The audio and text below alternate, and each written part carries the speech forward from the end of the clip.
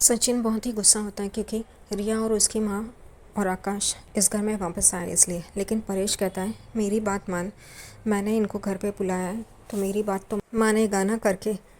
इस वजह से सचिन चुप रहता है। यहाँ पे परेश रिया की माँ को कहता है कि जॉय नहीं आया है, जॉय को भी बुलाया था लेकिन वो नहीं आया है यहाँ पे।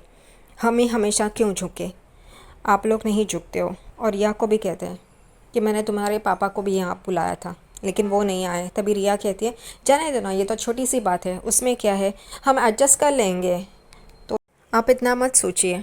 ये सुन के परेश हैरान हो जाता है और आकाश रिया को चुप करवाता है। यहाँ पे सचिन साइली को बोलता है देख इसकी बातें सुन।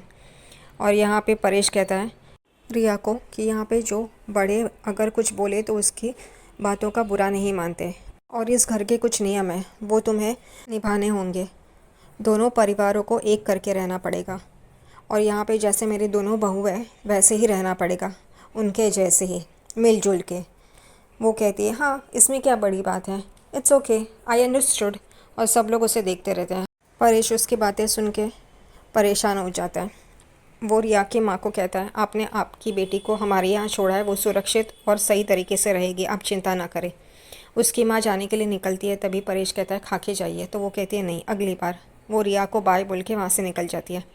यहाँ पे परेश भी अपने कमरे में निकल जाता है। सचिन साइली को बोलता है अभी कभी इन दोनों को निकालो, ये बहुत परेशान करने वाले हैं और ये जॉय की बेटी तो ज़्यादा ही। ये सुन के रिया अपने कान में ईयरफोन्स लगाती है और बैठ जाती है। तभी सचिन को और गुस्सा आ जाता है। वो कहता है ये देखो, और वो वहाँ से चला जाता है। यहाँ पे आकाश उसे लेके टेरेस पे चला जाता है रिया को समझाने के लिए। यहाँ पे रेणुका साइली को आगे की रस्मों के बारे में बोल रही होती है, कितने धीरे धीरे काम करिए, चलो जल्दी जल्दी करो करके। और यहाँ पे आकाश, रिया और रोशनी ऊपर से टेरेस से आते हैं। रेणुका उसे पूछती कहाँ गए थे तुम तीनों, तो वो कहते हैं टेरेस पे गए थे ऐसे ही बात करने के लिए। यहाँ पे आकाश और रिया की रस्में शुरू हो जाती है। रेणुका रिया को कहती है कि मंदिर में दिया जलाओ और कपड़े चेंज करके आओ। तो रिया कहती है इन कपड़ों में क्या बुराई है।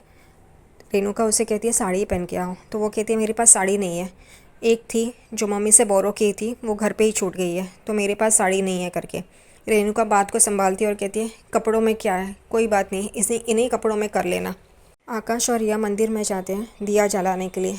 रिया मैच बॉक्स से तिली जला रही होती है लेकिन वो उससे जलती नहीं है। वो कहती है मैं स्मोक नहीं करती हूँ ना, इसलिए मुझे आदत नहीं है।